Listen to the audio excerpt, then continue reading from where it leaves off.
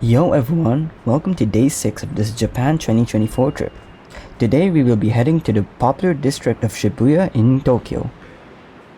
We will be exploring, shopping and eating at possibly the most popular place in all of Japan. Let's go! Our journey started off in Asakusa. We took the Tsukuba Express train, just like yesterday, and made our way to Akihabara to switch to the Yamanote line. This was another super exciting day. Shibuya was always on my bucket list for obvious reasons. There's just so much to see and do there all in one area.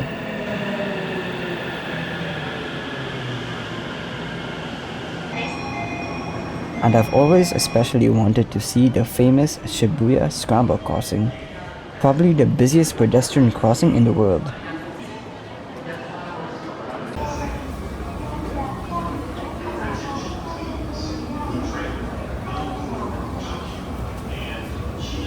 When we reached Shibuya station, we already saw the mass crowds of people. I think it was the most people I've seen in a station in this trip so far. We reached Shibuya from the Shibuya Scramble Square side and it had a lot of construction and renovation going on. Which was a shame because we didn't get to see the whole area clearly and fully fleshed out. But regardless, once we made it out of the areas that were getting renovated, it was pretty cool to see. High-rise buildings, great infrastructure and buses were everywhere as soon as we exited the station.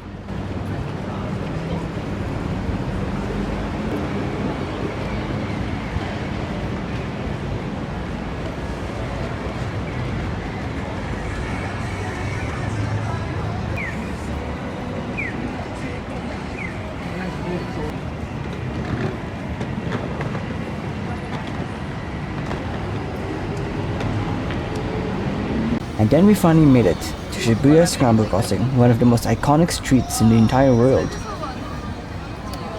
Obviously, there were a ton of people here, and it was just super amazing to see in person. A place that I've been hearing about and seeing online ever since, finally in front of my eyes.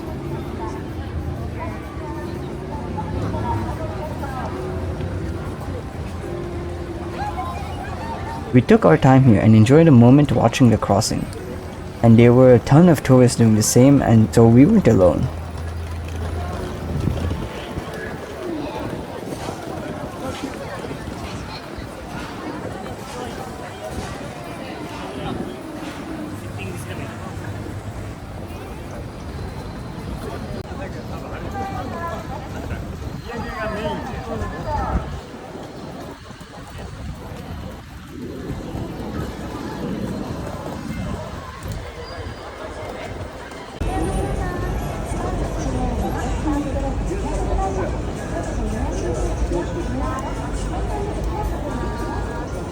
Afterwards, we crossed the street and saw the famous Hachiko dog statue, an icon of Shibuya. The story behind it is pretty heartwarming. Hachiko was an Akita dog, which waited every day at Shibuya station for his owner. Even after his owner passed away, he kept returning to the same spot for almost 10 years, faithfully waiting for someone who would never come back. The statue was later built to honor his loyalty, and today it stands as a symbol of faithfulness, love, and devotion. A reminder of how strong the bond between humans and dogs can be. It's also an extremely popular spot because everyone who lives in Tokyo knows about it. When friends are meeting up in Shibuya, they can easily meet at the Hachiko statue and hang out there.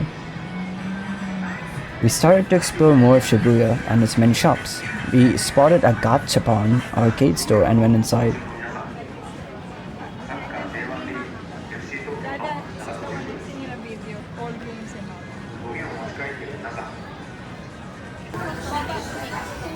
Similar to the one in Dotonbori, it had a lot of gachapon machines for different franchises, but nothing in particular interested me too much. Although I loved the store's layout, colors and design.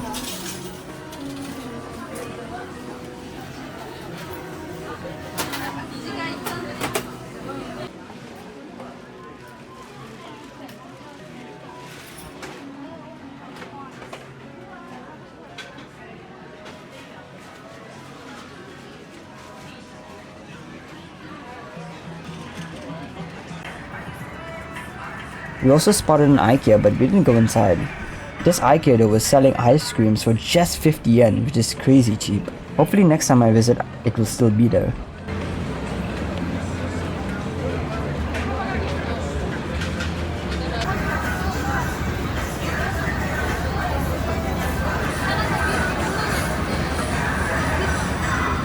I spotted a shoe store called Daira, which I was actually looking for. I found it on Instagram and it looked like it had great quality stuff. And I remember buying a pair of formal shoes here. I would recommend coming here. They do have pretty good shoes, especially loafers.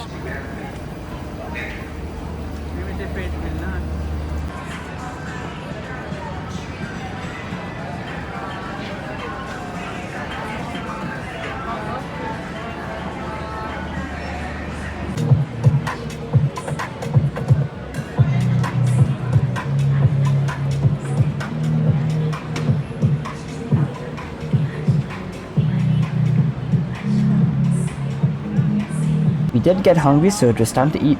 After looking around, we decided to try out this noodle restaurant called Kamakura, where we had to order from the kiosk outside. Super convenient. I got myself some ramen which had pork in it, a bowl of rice and fried chicken. It was a lot, but it made sense since I was super hungry and needed energy after all that walking. I don't remember the name of the ramen dish I ordered, but man, it was absolutely delicious. One of the best noodles I've ever had. In this restaurant, you could also see the chefs doing their work and making the noodle dishes in person.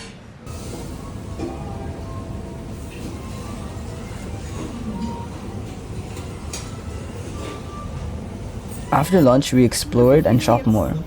We went to Daiso, the $1 Japanese store. Unfortunately, I didn't film at all in there. We also saw the biggest Don Quixote in the country, Mega Don Quixote, but we didn't go in here either. Maybe one day when we have more energy. Exploring and shopping in the streets of Shibuya was just so amazing. We were really in the most iconic urban district in the country. When people think about Tokyo, they think about the streets over here. The bright colorful lights with pedestrian walkways underneath was just such a cool thing to see, and it was surreal. It felt like I really made it. I made it to Shibuya in Tokyo. It was crazy. I just felt so grateful and blessed to be here, honestly. I remember looking around and taking the moment in, and just having one of the happiest moments of my life.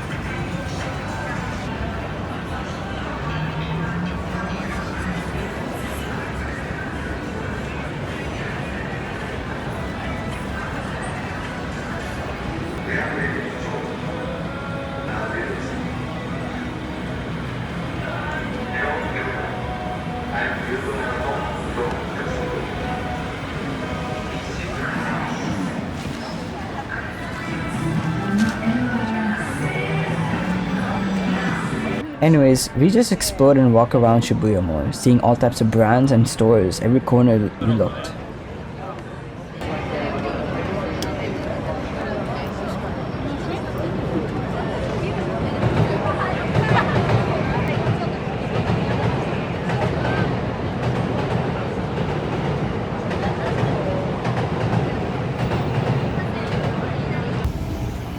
We also saw people in these Mario Kart go-karts, which was pretty cool to see.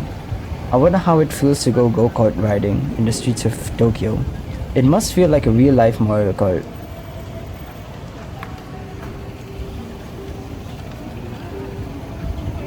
Then we headed into Tower Records Shibuya, which is a must-visit store in my opinion, even if you're not that into music. This building was huge. It was basically like a mega library for everything music. It didn't just have Japanese or Asian music collections available. They had music from literally all over the world and from every time period and era. It was mind-blowing seeing how many music collections were there. Now, heading later into the night, we decided to enjoy more of Shibuya's Scramble culture. I mean, it was the most iconic place in Shibuya. so we decided to cross it a handful of times.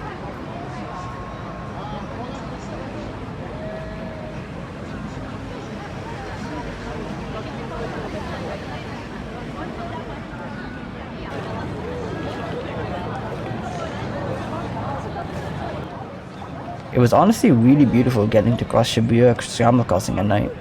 It felt like I was living a dream, which I know is a recurring theme of this video, but I can't help but feel that way. It was also really fun just crossing and seeing the floods of people just pour through from all angles.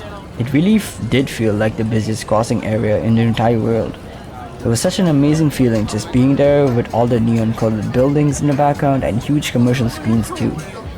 There were plenty of people like us who were just crossing for fun, and honestly I don't blame them one bit.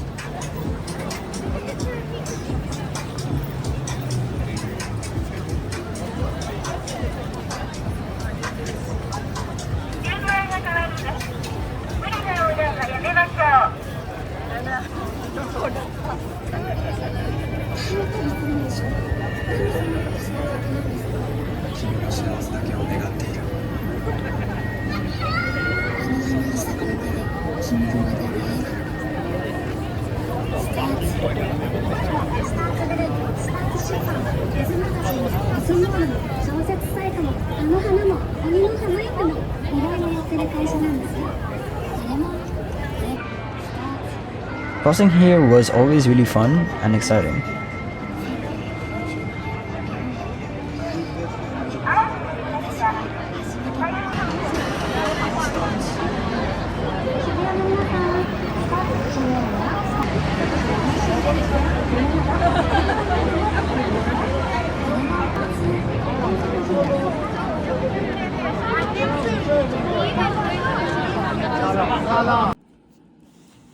Then we made it home. I tried out this Meiji chocolate for the first time. I got it from Don Quixote. It's a pretty popular chocolate here from Japan and is iconic.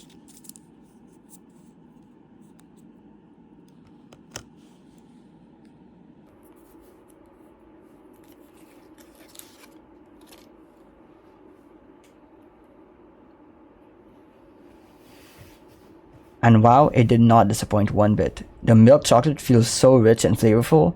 Eating this was just extremely enjoyable. I also love the classy gold packaging. Each piece looks like gold bars and feels premium. This has to be top of my list for Japanese snacks that I've had, and honestly goes up to one of my favorite chocolates, period. And here was my dinner. I just had a simple bento. That's it for today. Thank you all so much for watching. See you in the next video for day 7 where we go to Ginza for the first time. See ya. Peace.